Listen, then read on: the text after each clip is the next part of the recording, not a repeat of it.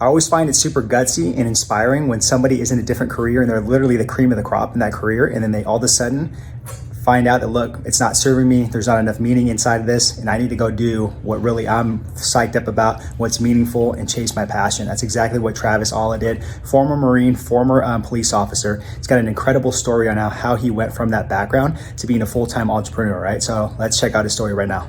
All right, Travis Alla, what's going on, man? Not much, buddy. How about yourself? Doing well, man. We just finished up, like, I want to say, 20 minutes, kind of just like making this whole room, like transitioning it to just work for this whole frame. So I mean, we mission accomplished, but it looks good to me. Yeah, no, I appreciate y'all jumping through hoops for me. Yeah, I got to sit here and do nothing. Yeah, and watch.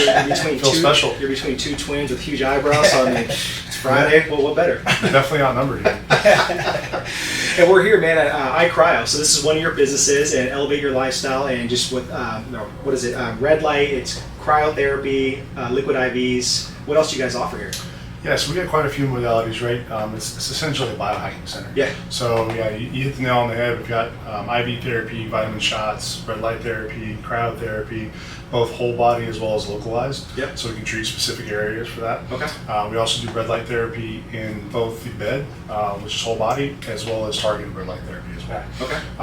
Outside of that, we also do body sculpting for aesthetics, and the list of the benefits from all those different services, I mean, you wouldn't have long enough for me to tell you. Yeah, so. No, it's fine, man. I gotta say that, like, a quick plug for you. I mean, this place is beautiful. Like, we just walked in here and I was like blown away. Like, I've seen some cryo places. I'm just like not impressed, but this place is like state of the art. Yeah, that's my favorite plug. Is we have people come in all the time. Yeah. And the place is the place, the price is the price, the service is the service, and people leave. Yeah, because there's a lot of competitors out here. Absolutely. They come back. They're like, oh yeah, they don't look like this. Exactly. Presentation's everything. Yeah, exactly. All right, so I want to hop into this. Like, this is something that really just intrigued me about, like, your whole journey with this. And you used to be a police officer, former Marine. So first and foremost, man, thank you for your services to serving this country. Appreciate that. I have other buddies that are Marines too.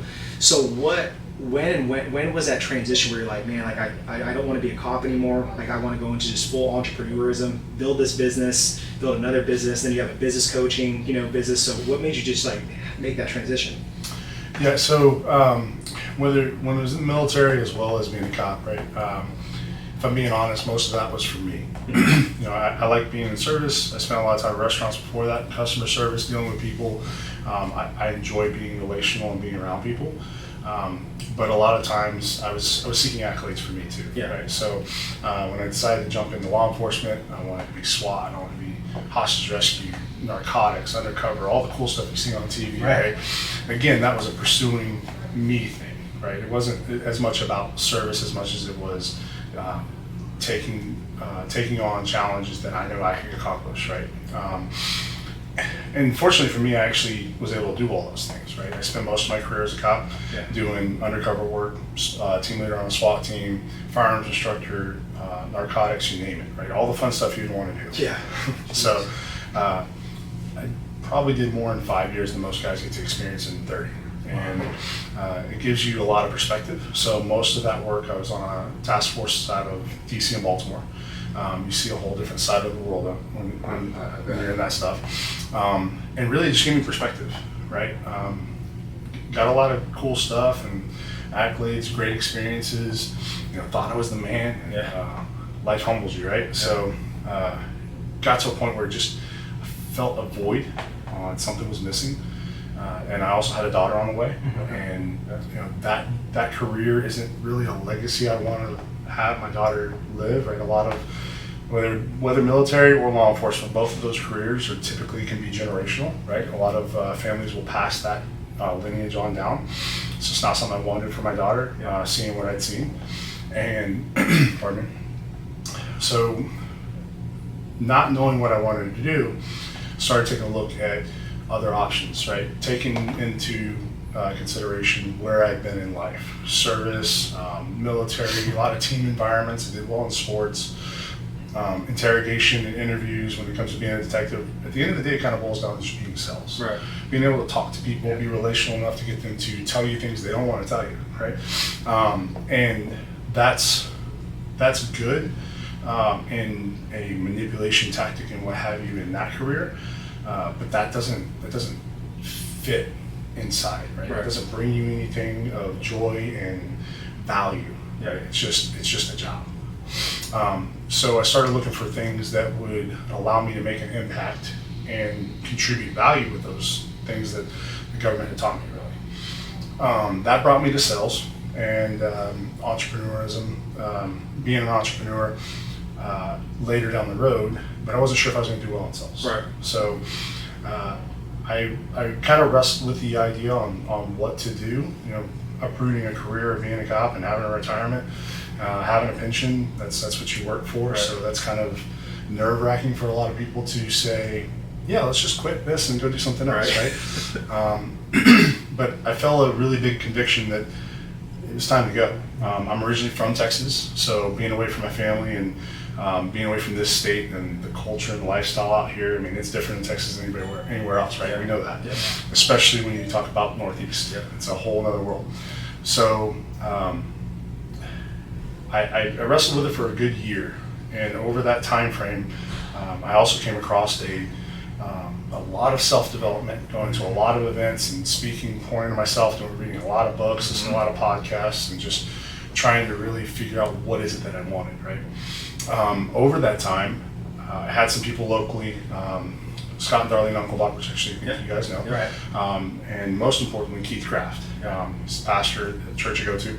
And there was some mentorship and some things I heard through Keith speaking on stage at an event I went to, as well as the relationship I was starting to cultivate with Unkelbach's, that I just felt like, you know what, it's time to go. I don't know where, but I'm going to go. And Frisco wasn't even, I never heard of Frisco, Texas, right? You say Frisco, I'm thinking Cali, right? So that was definitely where my head was. And I was like, well, Frisco, I don't really know Frisco, Texas. And started asking around about it, and then people were like, well, Prosper's the next coming thing.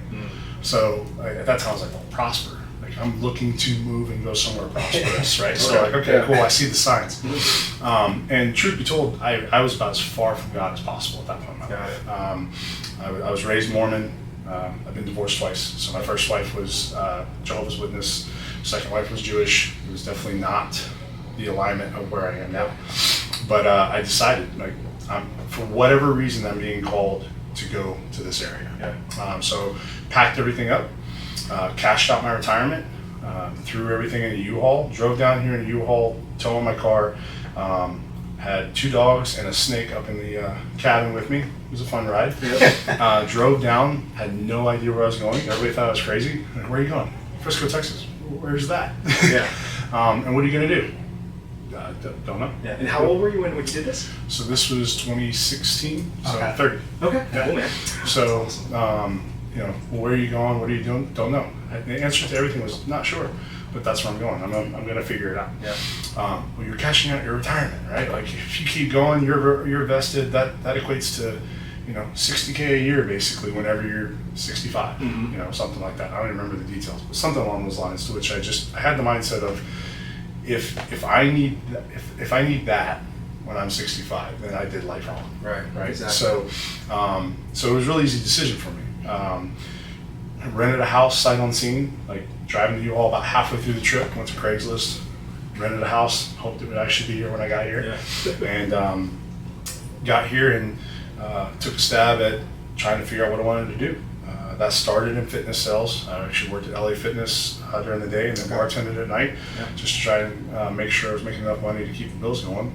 Had my daughter on the way, so she was about 6 months from being born. So I've always done well in adversity, and that was plenty of pressure. So cashed my retirement, put some furniture and stuff together, kind of shorten it up for you a little bit. That transitioned into me doing very well at sales, and really not because I was transactional, but more because I was relational. I was able to take those things that I had learned in life over time and take those traits and be able to apply them while trying to add value. And that just had a very compounding effect in my life. At the same time, I started plugging in with the church, at Elevate Life Church, which is completely new to me at this time. Right. And the sales career turned into, I got recruited for a outside sales position. So knocking doors and whatnot for insulation, radiant barrier, spray foam, things like that. Slinging insulation is pretty hard. I was going to bids from 8 a.m., 8, 10, 12, 2, 4, 6, and 8. That was my day, right? 6 days a week, which meant I was up at 4 to get to the gym and do what I wanted to do for me before being able to do those things. And those bids were all across DFW. I may start in McKinney and go to Duncanville, then Fort Worth, then Denison, Sherman, all over the place. I averaged about 3,500 miles a month. And it was a lot. Pretty much missed my daughter's first year of being born, but it was definitely a sacrifice. It was doing good. It was averaging probably 22, 23K a month in take home. At a commission only job, like I was doing good on that. I had no life. I was working nonstop. But it was good, and still was finding a void, right? So the itch of knocking down doors and SWAT and whatnot was not being scratched anymore. So the leadership I'm not leading anybody necessarily when doing outside sales, and I was making very good money, but I still was not filling the void of like giving back and adding value. And it wasn't until I started spending more time in the church that it started really coming together for me as to what my purpose on this earth was. And over time I started to realize, it's not about who I am, but whose I am. Right? And we've heard Pastor talk about that many times. Your alignments, all that. I started to really dial into that message, and I got saved in 2019 at that church. And that year, 2019, a lot clicked for me. Earlier that year, I went from being a really top salesperson at this installation company, really kind of making an argument and fighting for some ownership. I was doing a lot there, and I got kind of jerked around and made a lot of promises that didn't come to fruition, and ultimately said, you know what, I'm out. Again, I'm going to do this again. I'm going to leave. Don't know what I'm going to do, but at that time, I was definitely more on it's in God's hands than in my hands, and I'm just going to make it happen, which was new for me in life. I've never had a problem taking on adversity because I have faith in me, but now it's having faith in Him. Right, it's definitely new. But I was taking big chunks of bites out of that concept. So in 2019, I actually stepped out from the company I was with and did my own thing. Started my own company in that installation space, and I didn't have any marketing. I had a good reputation over time. I've been doing it for a little bit, but it was all network, all relationships, all word of mouth. And that first year, I actually did just under 900K in sales as a one-man show. Net took home about it was a little over 350, which I was like, man, this is the right way, right? Felt like I had the right direction, but something still wasn't there. And really had to start pouring in church a little bit more. But during all this time, one of my best friends, Kyle Jones, who actually, we made an alignment through a similar sales company that we both knew, Scott and Darlene Huckle. So a lot of different alignments starting to kind of come together. And he's actually the one that founded this brand, as far as my crowd goes. And I watched him go from 1 to 2 to 3 to franchising it. And I'm not the guy to come up with the idea. It's just not me. I'm the one to come in and say, here, I can make it better. Right? I can figure out systems. I can put them in place. I can make them scalable. The military is really good at teaching you those things. And so I really started to draw a lot of attention to this space because health and wellness is a passion for me. I wasn't doing anything in the space that I had a gift at. I was really good at doing the installation business, but you can only crawl through so many attics, right? And in this Texas heat, I was going to say that. it starts being a bit much. But I was doing a lot of progressive things with that business, and I really wanted to expand, into multiple streams of income.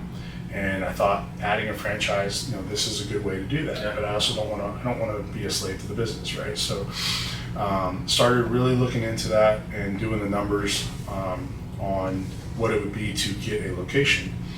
And I had good credit at the time.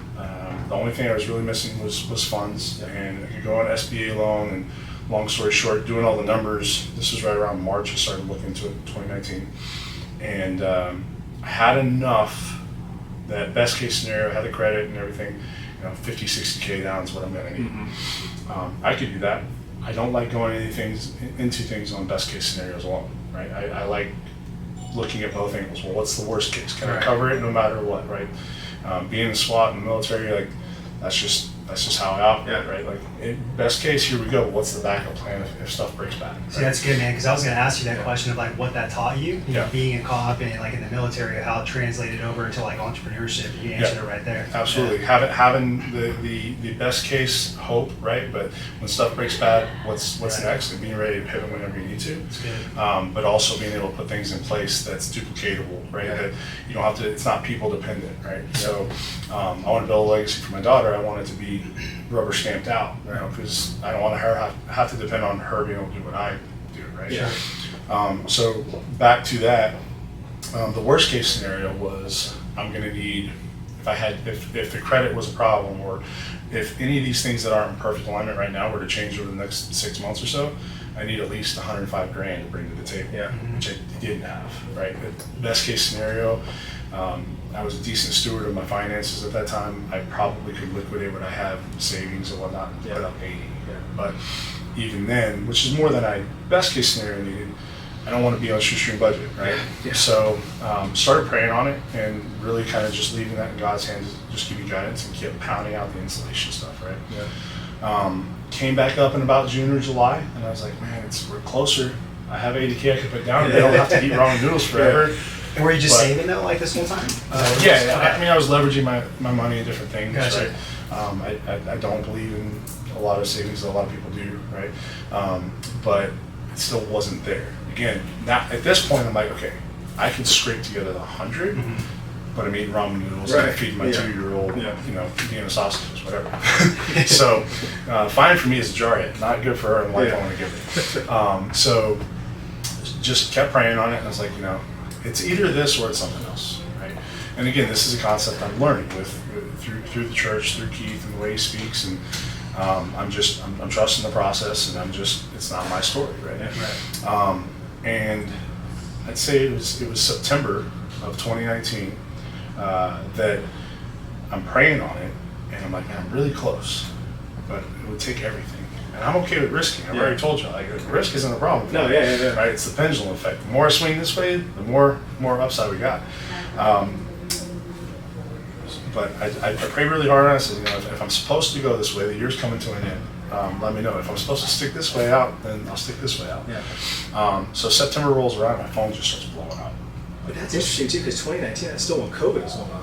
No, 2020 is COVID. Yeah. Oh shoot! Okay, gotcha. So it's coming up. Gotcha. Right? Okay. Yeah. So okay. Don't worry. COVID has its impact. Don't worry. So September rolls up, and I'm like, just make it abundantly clear, right? And my phone starts ringing, like just left and right. I'm not even being asked for bids at this point. People are just like, hey, John said you're the guy. Here's the job. Here's the budget. Can you do it? If so, it's yours. Like they're coming in way too easy. And I'm like, wow, I've never been this busy and not had to work very hard to have it happen, right? So the month is going, and I'm getting deals that I just, they're the whales that you just don't see, right? And again, I'm not paying for any marketing. This is all word of mouth. It's all just inner circle, and things just coming to me.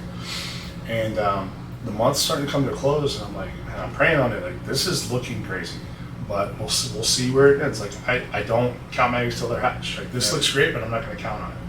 So the month rounds up, and all the expenses, everything go out, and at the end of the month, I have what's left over for the month of September. Okay. Now remember, prior to this month, I had put a good 80K aside for being able to do this. I need 105 to cover my worst case scenario, right?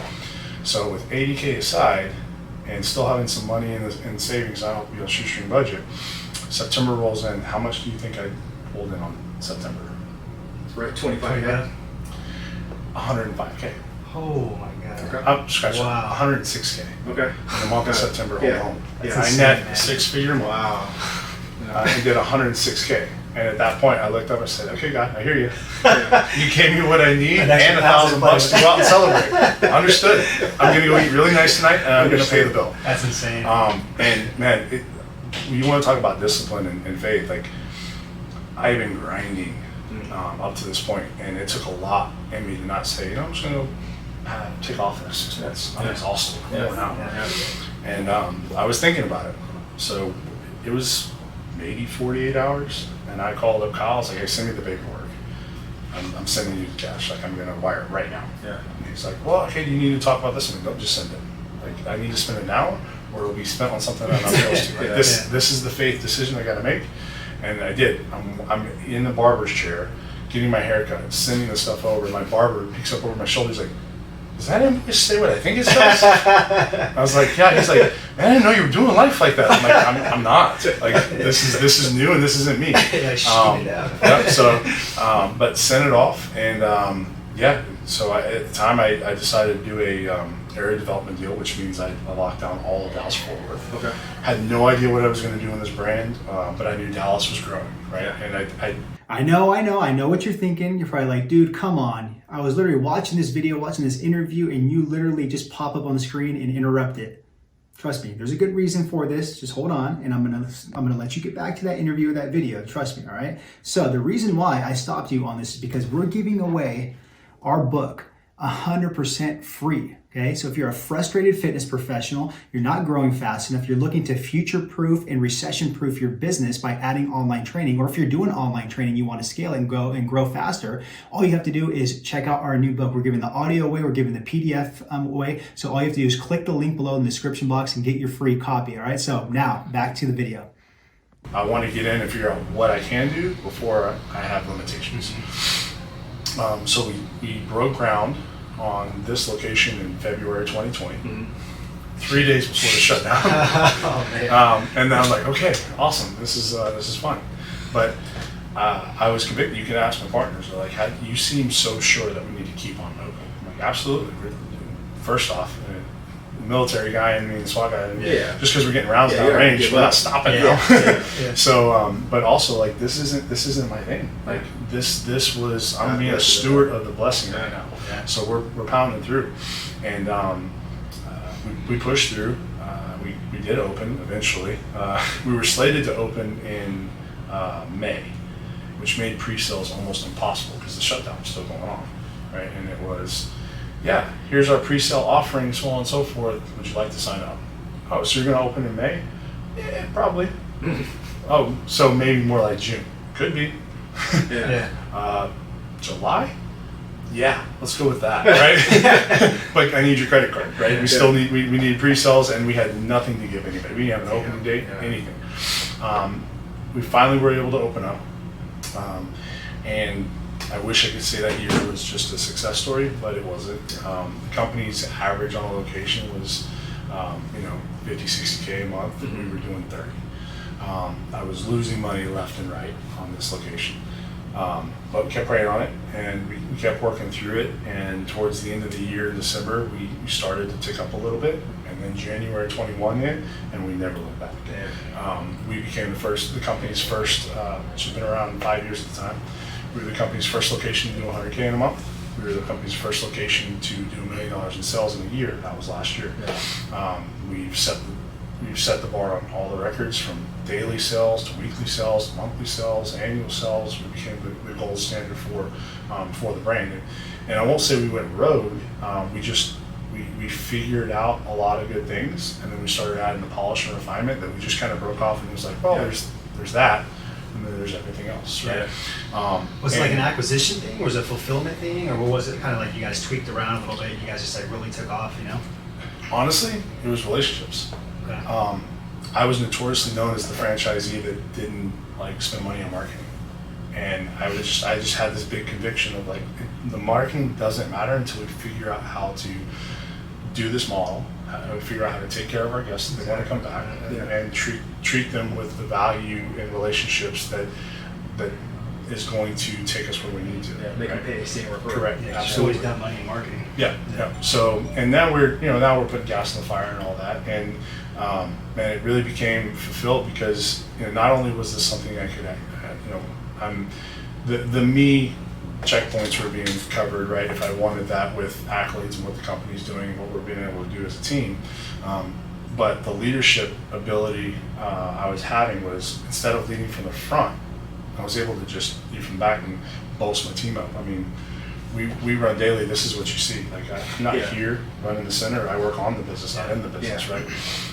And I was going to be really quick. One of my questions. It's just I thought that would be extremely valuable because we have a lot of like business owners that listen to this, and like I saw like a post you made with your team, and like you have to build like an A team to be successful like this and hit those type of revenue months. So what do you look for like in like a leader for those A players? Like what is it that you look for in scout, and how do you find them? Coachability. Yeah. Coachability, vision of their own, as well as the ability to see ours. So, as a team, we've done really good about establishing our core values Nice. and what we're about. And we hire, we fire, we run our company based off of that, right? And we don't look for bodies. We tried that. Our first year that I told you about, I was running by this model of hourly this, and this is what we're getting, and manage the bottom line, right? And realized that wasn't working, and flipped it on its head of what kind of culture are we trying to create, what kind of people do we want in here, and let's let them lead out front, right? Now that takes something that's really hard for a lot of small business owners and entrepreneurs to do, which is give up control. Yeah. Right? Everybody wants to be the person, the guy, the girl, right? They want to control the register. They want to be the face. They want to wear all the hats. Absolutely. And that works to get your company to a certain point, maybe, but then you became a very person-dependent business, right? So knowing that with different things I've done in the past, kind of led with that here of I know that if I hop in the center and I run this location as the manager, like we'll do 150, 200K a month. And the moment I pull myself out, we'll do a half or a third of that, right? So the hardest part for me, which was kind of easy because I went in with this mindset, but I find talking to a lot of business owners, it's the hardest part for them is being able to watch your team fall forward, right? Watch them walk, watch them learn, knowing that they're gonna fail, right? Like, hey, there's a cliff down there, right? You sure you want to go down there? Oh, absolutely. This is the path. Okay. Hey, so how's that path going? You still want to go down there? Oh yeah, no, I do. Let them get to the end, and be like, oh wow, this was a really bad idea. You were right, right? Or not even look for the I told you so's, right? But let them get to that point and be like, okay, so this isn't working. Here's my idea, or what's some feedback, right? And that comes from being able to find the right people, make the right investment, right? And be coachable. The other part, aside from taking the control aspect out and being able to empower your team to have the autonomy to run things without you, the second hardest part is investing in them. If you want your location to do 100,000 a month, you need to put a pay scale that at least allows them the opportunity to earn 100,000 a year, right? Now that doesn't have to be a $100,000 salary. They should be getting paid what they're worth. But you have to be able to manage your investment of your team versus just look at the bottom line number.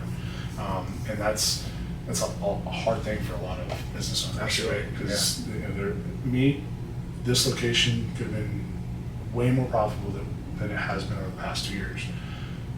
But we wouldn't be at the point where we are now, where we can pretty much rubber stamp out locations with the model that we put together and the system that we've created, right? It's not people dependent, it's system dependent.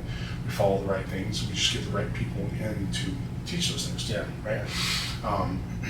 But if you don't make that investment, you never get to that point. Oh, absolutely. Right? But you have to sacrifice up to that point. And so what would you say is like the next move for you guys? Like now having like the system down pat, and you guys have like the team, like you guys have the numbers coming in, like what's like the next move for like iCryo? Yeah, so for us, our expansion looks like we put together a development schedule of being able to open and take over one of these a year, at least one of each per year. So we've had the ability to touch about 7 locations now that weren't ours, and spend anywhere from 3 days to 3 weeks with the team and train. And we've, at minimum, doubled revenue at each location that we've done that, right? So just like with any business, right, this model is no different. It's not usually the business or the model that fails, it's the people that you put in charge, right?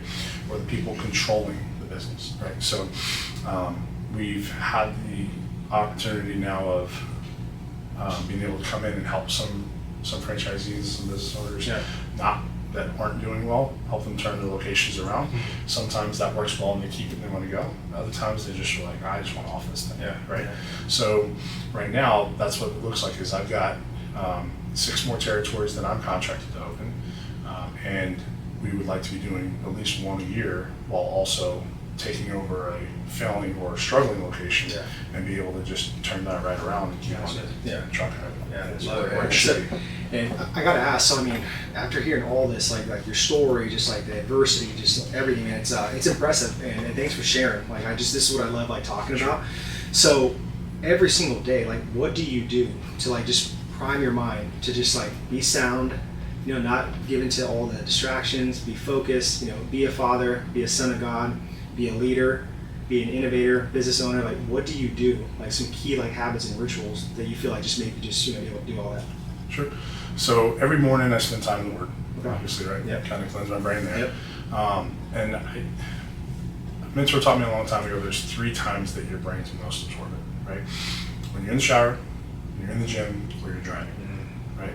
Because it's all autonomous. You don't need to think about how to lift the weights or take a shower or drive, right? You gotta pay attention to all these things, but it doesn't take much brain function.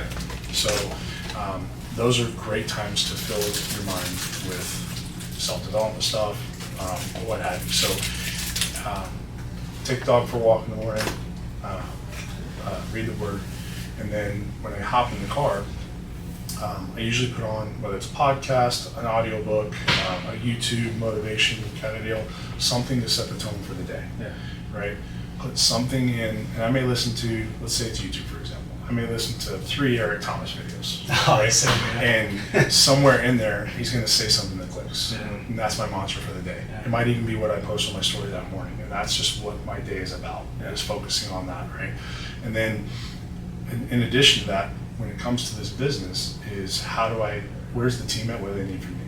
It's never about what I need, right? Because truth be told, like none of this exists if it weren't for the team. Like my ability, my main role for this company, for my team and everything we're doing is to think 6-12 months down the road, right? So everything that's done on a daily, everything that is progressive and, you know, record shattering and you name it, is because the team is taking them, they're bought in and they're doing what is needed to get it done, right? So whenever I figure out what the team's needs are, then I start looking at mine, right? Usually my daughter's probably way before that, and I make sure I start my day with her. I take her to school every morning. You know, that's something that I think could be underrated and think monotonous, but you know, taking her to school every morning after I've read the Word, after I've already in my mantra, like from then on, the day's a huge blessing. Right? But that would have kept me where I was, right? Which again, obviously, I've got this whole sleeve is dedicated to my career in law enforcement. So my brothers in blue are very true and hold my heart, right? But the work I'm doing now and the people I'm surrounded by, the amazing team I have, I mean, Brent's a partner of mine, dude's as genuine as it gets. I just had a teacher quit a full-time job, 30 years as a teacher, to come work here for half of what she was getting paid because of the culture. She said, God told me to be here and to follow you and follow this team. Like none of that happens and the impacts we're having if I just decided to stay where I was, right? It was a perspective shift for me, which gave me the plane of getting here, right? So like you can choose to be down on life or think this is all I have, I can't be bigger than this, I can't be better than that, you know, a 9 to 5 is all I got, so on and so forth, and that becomes your prison, right? Because it's your perspective, right? Or you can say, cool, this is what I have right now. What has God given me this to go do? Right? You change that perspective, well, now you get to go on that plane and just take off, right? And you may not know, it's kind of like the equivalent of stay in the house, right? And just be cool with it's dirty outside, there's germs, whatever, right? Like I don't know what's out there. Or go into the airport and be like, yeah, I'll take the next flight ready. Well, what do you mean? You know where you want to go? Nope, God's gonna send me where he needs me, right? Or I can stay in the house because it's safe here and I'm worried about like what's going on right here. I don't know what's out there. The unknown is very scary. But once you realize who you are and that this isn't your story anyway, like, cool, where am I going? Yeah. It's not my hands. And man, I can only imagine the That's unknown good. like that you were facing like in 2016, like moving over here, you know what I mean? And then going through like, bartending, you said, fitness sales and insulation sales, like. But it's kind of like what Pastor Keith says. I love what he says you got to grow there before you go there. Yeah, Absolutely. Man, just talk about grit though. You know what I mean? Yeah. I respect the hell out of that, man. It's just crazy. Like your whole story about like the 106,000, like there's a reason like we had, this interview today, and that's gonna stick with me because it's just like, wow. Like, what an incredible story, man. Like incredible story. I've been unbelievably blessed, and one thing I didn't tell you in there, like part of that perspective shift, like I had a lot of stuff happen. Politics are what they are, but I was involved in an accident right around 2015. Gotcha. And there were 4 people in that accident, including myself, and I'm the only person who walked away from that accident. Oh, man. And that was tough, right? I was riding high on life. I was Detective of the Year, Officer of the Year. I was, call me the Golden Boy if you want. I had done a lot. Just made a brand new badge for the department. I designed the new Class A uniforms. I mean, anything you could want in that career, I had, right? And had somebody allege me of assault, and then right really close to that, had that accident, and 3 people lost their lives. That was really hard. I still struggle with that, right? Obviously, you're not forgetting those things. Yeah. It was a very tragic event. But if you would have told me that God was going to bless me shortly after with the opportunity He did, zero chance I would have had it, right? Yeah, that's crazy. Well, thanks for sharing that. It's like, it's interesting because just a little background on us. We lost our father when we were 17 years old in a car accident. He was a correctional officer at San Quentin State Prison. And just our whole world changed, since then. But it's like I feel like that, we're finally catching on to like what God really wanted us to do. Like we had to go through all these different trials and all the shit we went through to get to kind of where we are now. But it's just it's humbling hearing that, unfortunately those people lost their lives. But I feel like God He gave you a chance to do something greater. Yeah, and you wrestle with it all the time, right? Like why me or why not me or whatever. But again, whether I say why me or why not me, I'm still making it not me. Yeah, Exactly. So, and just to stick on that topic, I just want to go a little deep with you. Like, if you had 5 years to live, like, what would you stop doing today? what would I stop doing today? One, I've already stopped. We're going to stop and drink as many energy drinks today. Now you got to tell us what your favorite one is. Dude, that's a bad addiction. I can walk into the gas station right now and tell you which ones have what caffeine content. So depending on what time of the day it is and where I've already had 800 milligrams, I should probably go with that. That, like it's bad. They're so good. They're really good. But probably should stop. What would I stop doing? I had something. Give me a second. 5 years. One big one that I'm working on right now, and I'll just be completely transparent and vulnerable on it, is I'd stop negotiating with myself on tithing. On tithing. Okay, gotcha. We struggle with that too. Yeah. And you trust God with so much, right? And a lot of times it's like, well, I trust you with what I want to trust you with, right? And it's getting better. I still have a lot of work to do there. It's still a journey for me. But I negotiate on like, well, what is my take home and what's my profit, right? And what's my salary and what's my business? And that's something that if you were to tell me I have 5 years left, like I'd stop that today. And really, I should just stop it today. Yeah. I'm nowhere near as bad with negotiations as I was a year ago, much less 3 years ago. I mean, again, I hadn't tithed before 2019 anyway. Right? So it's still quite a journey for me. And there are things like Warrior Night and whatnot. I stand up every time, and I pay right then and right there because I know I'm going to negotiate with myself once I walk out of there. Right? But that's something I would stop, and I would stop being as lenient with my yeses and nos when it comes to my daughter. Gotcha.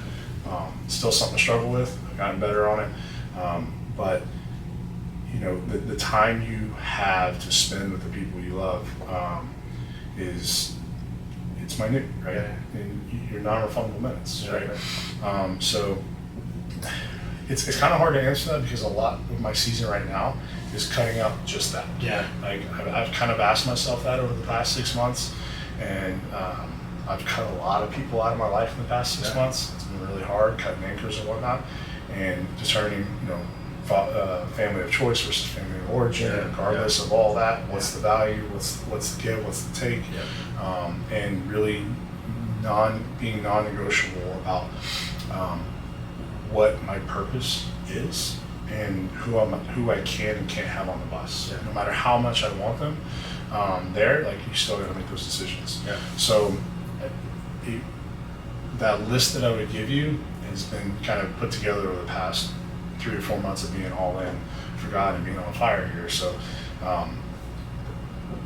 what I would stop doing is negotiating out of where I'm at right now. Yeah, and I think it's season dependent too, like you said. Yeah, that's good. Well, Travis, hey, we're coming towards the end of this discussion, man. I could sit here and just talk to you for hours and hours. I know you're a busy man. I respect time, but before I ask the last question, I just wanted to say, thank you again, man, for your time. Like, I do respect time. I know you're a busy guy, and just thank you again for just sharing your story, being vulnerable, just everything, man, that you just talked about, like in this last 40 minutes or so. It's been gold. And like Chris said, like we're going through a tough season as well too. So just being here in your presence, your energy.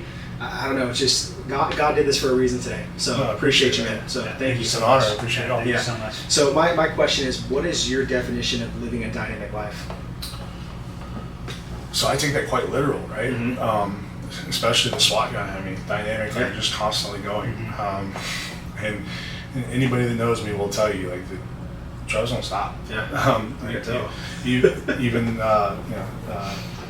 Josh was in the gym yesterday telling me, he's like, dude, every time I see you, you're on your phone.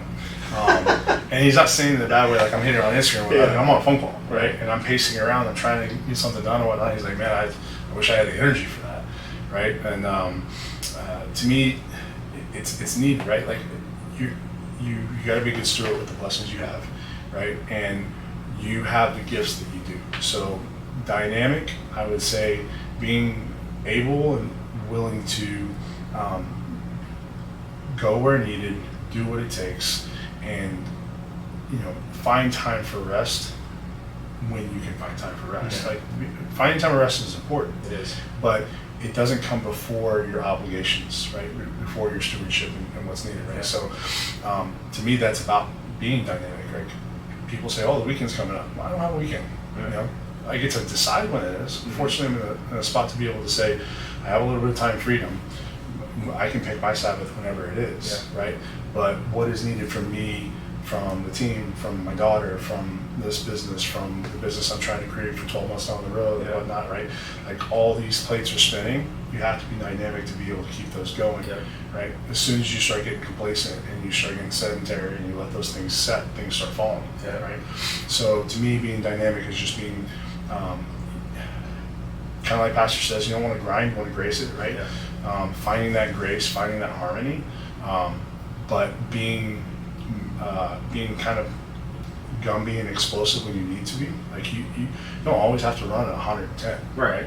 You can get a lot of things done at 70, right? Knowing when to be able to shift those gears and make those pivots and lane changes, to me that'd be my definition. That's good. That's good. Yeah. So where can the listeners follow you and keep up with everything you're doing, all the cool stuff? Sure. Season right now has a lot of stuff coming. I've got a management company coming together. This stuff, right? Easiest thing is really just to find me on Instagram.